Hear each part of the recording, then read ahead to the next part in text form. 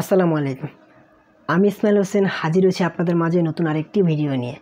তো এই ভিডিওটি খুবই ইন্টারেস্টিং এবং খুবই গুরুত্বপূর্ণ, যারা কম্পিউটার অথবা ল্যাপটপ ইউজ করতে জানেন, বেশ করে তাদের জন্য।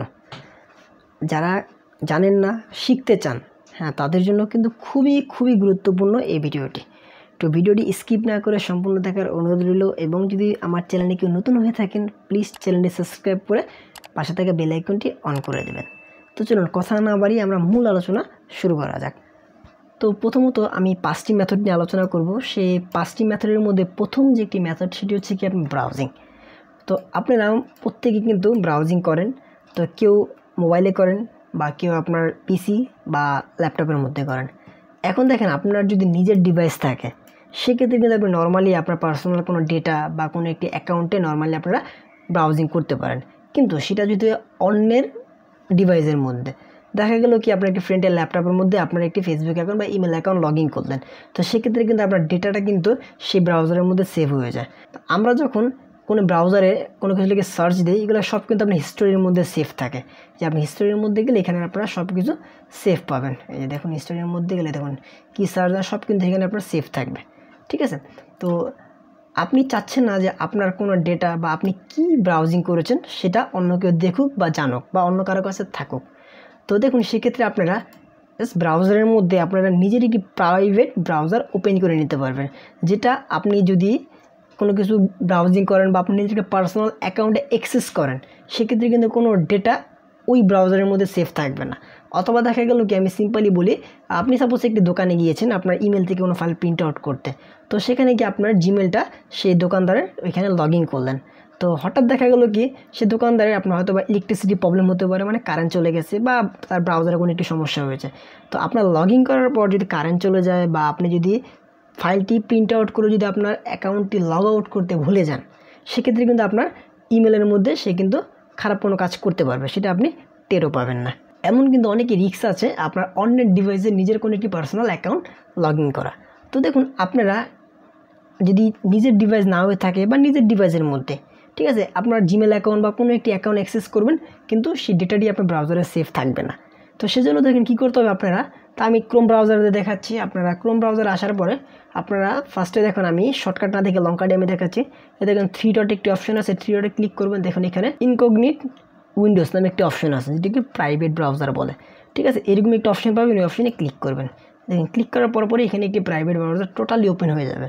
তো এখান থেকে আপনারা যাই ব্রাউজিং করেন না কেন, কোনো ডেটাই আপনার ব্রাউজারে সেভ থাকবে না। দেখুন এখানে আমি সাপোজ জিমেল লগ ইন করি। দেখুন এখানে দেখুন আমার কিন্তু জিমেল অলরেডি লগ ইন করা আছে আমার ব্রাউজারের মধ্যে। দেখুন আমার এখন 2টি ব্রাউজার। দেখুন এইটা হচ্ছে আমার প্রাইভেট ব্রাউজার, এটা হচ্ছে আমার মেন ব্রাউজার। দেখুন একই ব্রাউজারের মধ্যে এটা হচ্ছে প্রাইভেট, এটা হচ্ছে মেন। আমার কিন্তু ব্রাউজারের মধ্যে অলরেডি আপনারা জিমেল সাইন ইন করা আছে, তাও দেখেন এখানে সাইন ইন নাই দেখাচ্ছে, আমাকে নতুন করে সাইন ইন করতে বলতেছে। ঠিক আছে, এভাবে আপনারা যা লিখে সার্চ দেবেন, দেখেন এখানে আপনার কোনো হিস্টোরি পাবেন না, একদম পুরো দেখেন হিস্টোরি কোনো এখানে অপশনই পাবেন না যে আপনি হিস্টোরি দেখবেন কোনো অপশন, কারণ এগুলো কোনো ডেটা সেভই থাকবেন এখানে। জাস্ট আপনার ওয়ান টাইম ইউজ বলতে পারেন। আপনার কাজ শেষ, আপনি জাস্ট এখান থেকে এই ক্লোজ বাটনে ক্লিক করে দেন। দেখুন ক্লোজ বাটনে ক্লিক করে দেন, এই দেখুন ফাইল ডিলিট হয়ে যাবে। এখন দেখুন আবার যখন আপনারা একটি ব্রাউজার ওপেন করবেন, এই দেখুন ওই ডেটা আর থাকবে না, সব ম্যানেজ হয়ে গিয়েছে। ঠিক আছে, তো এইভাবে আপনারা যদি অন্য কারো ডিভাইসে আপনার কোনো অ্যাকাউন্টে লগ ইন করেন, তাহলে আপনাদের একটি প্রাইভেট ব্রাউজার ওপেন করে দেন লগ ইন করবেন। তো দেখুন এটা হচ্ছে আপনার জাস্ট লং কাট দেখালাম। এখন যদি আপনারা শর্টকাটে লগ ইন করতে চান, সেটাও পারবেন। দেখুন সেটাও পারবেন। সেজন্য আপনার কিবোর্ডের কন্ট্রোল শিফট এন প্রেস করবেন, একটা প্রাইভেট ব্রাউজার ওপেন হয়ে যাবে। তো এভাবে আপনারা আপনাদের কোনো একটি পার্সোনাল অ্যাকাউন্টে অন্যের ডিভাইসে নির্ভয়ে সাইন ইন করতে পারেন। হ্যাঁ, অবশ্যই আপনারা যখন আপনাদের ব্রাউজিং শেষ হয়ে যাবে, এটা ক্লোজ করে দেবেন। ওকে, তারপরে আসে আমাদের সেকেন্ড যে মেথডটি, সেটি হচ্ছে কি, আপনার যদি কোনো ফাইলের আপনার সাইজ মানে মেগাবাইট কম বেশি করতে হয়, সেক্ষেত্রে কিন্তু আমরা কি করি, আপনার ইন্টারনেট থেকে বিভিন্ন ওয়েবসাইট আছে যেখানে আপনার ফাইল ইনক্রিজ ডিক্রিজ করা যায়। তো দেখুন আমরা ব্রাউজার না ওপেন করে আমরা একটি ফাইলের আপনার রেজুলেশন হাই করব বা লো করব। ঠিক আছে, মানে মেগাবাইটটা কমাবো বাড়াবো। তো দেখুন আমার কাছে একটি ইমেজ জেপিজি আকারে আছে, এটার আমরা একটু প্রপার্টিসে গিয়ে ডিটেলসটা দেখি এটা কেমন কি আছে। ওকে, দেখুন প্রপার্টিজ অপশনটি আছে, আমি অপশনে ক্লিক করলাম। ওকে, দেখুন এটার আপনার প্রায় 971 KB, এখনও 1 MB-তে যায়নি। এখন যদি চান যে আপনি এই ফাইলটার মেগাবাইট আরও বাড়াবেন বা কমাবেন, তো সেক্ষেত্রে দেখুন আমি ইন্টারনেট ব্রাউজার না করেই বাড়াবো। খুবই সিম্পল, জাস্ট এই যে আমাদের ফাইলটা আছে ফাইলের উপরে রাইট বাটনে ক্লিক করব। এখান থেকে আপনারা এই যে এডিট যে অপশনটি দেখতেছেন এই অপশনে ক্লিক করবেন। ক্লিক করব আপনারা কী করবেন, যদি ফাইলের সাইজ বাড়াইতে চান সেক্ষেত্রে আপনারা Ctrl+W প্রেস করবেন। Ctrl+W, এটা 100% থাকবে, এটাকে আপনার 200 বা 150 করে দেবেন। তো আমি ফাইলের সাইজ বাড়াবো, তো 200 করে ওকে প্রেস করি। ওকে, এখন দেখেন আমার কিন্তু মেগাবাইটটা এখনও চেঞ্জ হয় নাই। এখন আমি কিবোর্ডের Ctrl+S প্রেস করে সেভ করব। দেখুন ছিল কত 900 KB, হয়ে গেছে কত 3 MB। রেজুলেশন কিন্তু অনেক বেশি হাই হয়ে গিয়েছে। যদি আপনারা কমাইতে চান ওকে আবার Ctrl+W। এখন আমরা কি করব, এটাকে 50%-এ নিয়ে আসবো, 50, দেন ওকে। এখন আবার সেভ, দেখুন আবার কত চলে আসছে 1.5 MB।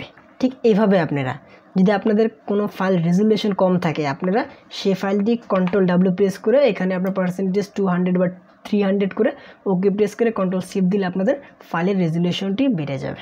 ঠিক আছে, এভাবে যদি কোনো ফাইল বাড়াইতে কমাইতে চান খুবই ইজিলিভাবে ইন্টারনেট ছাড়াই আপনারা করতে পারবেন। তারপরে আছে আমাদের সেকেন্ড মেথডটি।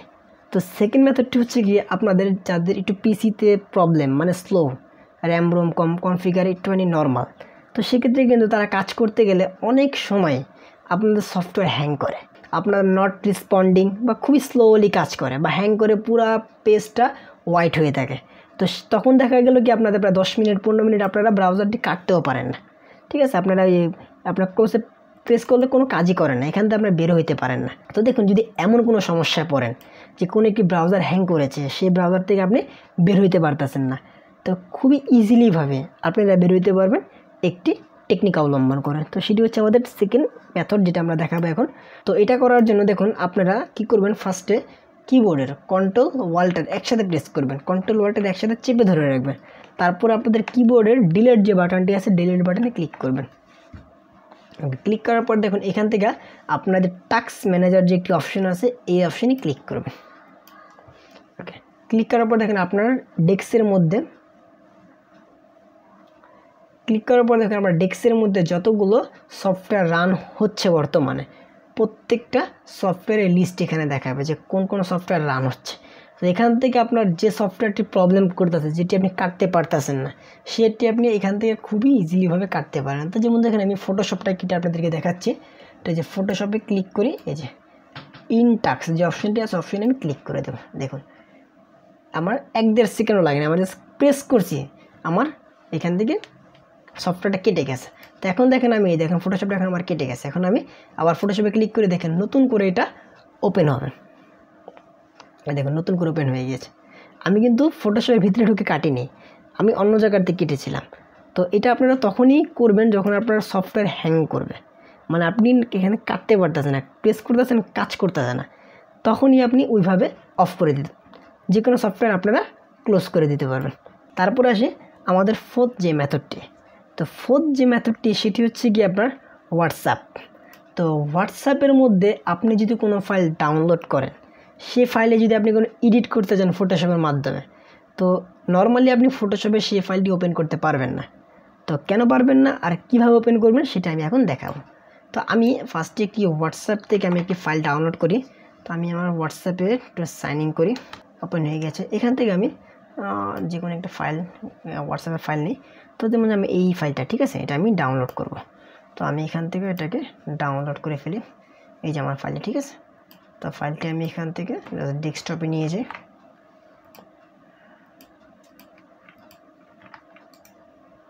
ওকে, এটা হচ্ছে আমার ফাইল, ঠিক আছে, হোয়াটসঅ্যাপ থেকে ডাউনলোড করা হয়েছে। এখন আমি এই ফাইলটা এডিট করব। তো কী এডিট করবো, হয়তো বা আমি জাস্ট এতটুকু রাখবো, বাদ বাকি এগুলো ইরেজ করে ফেলবো, বা আমি এখানে আপনার প্রিন্ট আউট করবো, যেন ফটোশপের মতো আপনার একসাথে 2-3 ইমেজ অ্যাড করতে হবে, ঠিক আছে, যে কোনো কারণে আমার এটা ফটোশপ অন করতে হবে। তো এখন আমি এই যে ফাইলটা ফটোশপে টান দিয়ে আমি ওপেন করি। ওকে, আমি ফটোশপে নিয়ে ছেড়ে দিই। দেখুন could not complete your request because SNF DQT, ঠিক আছে, একটি প্রবলেম দেখাচ্ছে। আপনি এখন জিন্দেগিতে এই ফাইলটি ওপেন করতে পারবেন না। হোয়াটসঅ্যাপ থেকে কোনো ফাইল যদি আপনি ডাউনলোড করেন, এটা আপনার ফটোশপে ওপেন হবে না। হোয়াটসঅ্যাপ এবং মেসেঞ্জার, ঠিক আছে, এই দুইটা ফাইল থেকে, এই দুইটা সফটওয়্যার থেকে কোনো ফাইল ডাউনলোড করলে সেটা আপনার ওপেন হবে না। আর ইমুর ফাইল তো আপনাদের পিসিতে সাপোর্টই করবে না। যদি ইমুর কোনো ফাইল ওপেন করেন এটা সাপোর্টই করবে না, ঠিক আছে। যেমন এখানে তো আপনার হোয়াটসঅ্যাপের ফাইল আপনারা ভিউ করতে পারতেছেন, ইমুর ফাইল আপনারা ভিউ করতে পারবেন না, এটা অন্য একটা প্রসেসিংয়ের মাধ্যমে ভিউ করতে হয়। তো এখন যেহেতু আমরা হোয়াটসঅ্যাপে আসছি, তো এখন তো আমাদের এই ফাইলে এডিট করতে হবে। তো আমি তো ফটোশপে তুলতেই পারতেছি না, তো আমি এটা ফটোশপে কীভাবে নেব? খুবই সিম্পল। তো দেখুন আমরা ফাইল ইনক্রিজ আর ডিক্রিজ যে মেথডে করেছিলাম না, সেম জিনিস এখানে অ্যাপ্লাই করব আমরা। তো রাইট বাটনে ক্লিক করি, এডিট যে অপশনটি আছে এডিট অপশনে চলে যাব আমরা। এখানে যাওয়ার পর কোনো কিছু করতে হবে না, আপনাদের রেজুলেশন বাড়াইতে হবে না, কমাইতে হবে না, জাস্ট এই অবস্থায় কন্ট্রোল এস প্রেস মারবেন একটা, জাস্ট কন্ট্রোল এস, কোনো কিছু করতে হবে না, জাস্ট এখান থেকে এডিট দিয়ে কন্ট্রোল এস, তারপর এখান থেকে ক্লোজ করে দেবেন। এখন আমরা এটাকে ওপেন করি, এখন ফটোশপে টান দিই, দেখুন নর্মালি আমার ফাইলটি ওপেন হয়ে গিয়েছে। ফার্স্টে কী প্রবলেম হচ্ছে দেখেন, এখন কী প্রবলেম হচ্ছে। এখন আপনি এখান থেকে ক্রপ করবেন নাকি এডিট করবেন নাকি অ্যাড করবেন, সব কিছু এখান থেকে করতে পারবেন, ঠিক আছে। আশা করি বিষয়টি ক্লিয়ারলি বুঝতে পেরেছি। তারপরে আসি আমাদের ফিফথ যে মেথডটি।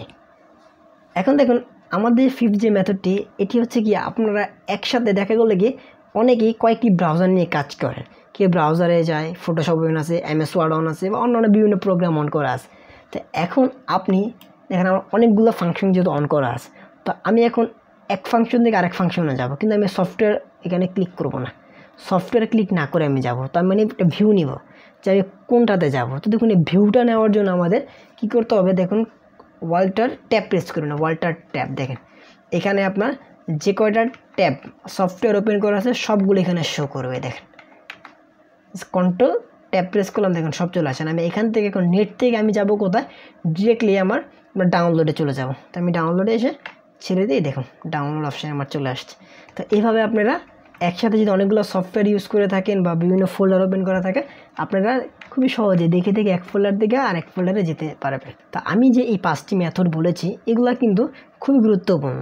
আপনি যখন কোনো কাজ করতে যাবেন, যে হোয়াটসঅ্যাপ থেকে কোনো ফাইল এডিট করতে যাবেন, বা আপনার কোনো একটা সফটওয়্যার হ্যাং করতেছে সেটা কাটতে যাবেন, অথবা কোনো ফাইলের আপনার যে রেজুলেশন কমাবেন বাড়াবেন, অথবা অন্য কারো ব্রাউজারে গিয়ে আপনি নির্ভয়ে আপনার পার্সোনাল কোনো একটি অ্যাকাউন্ট লগ ইন করতে পারবেন।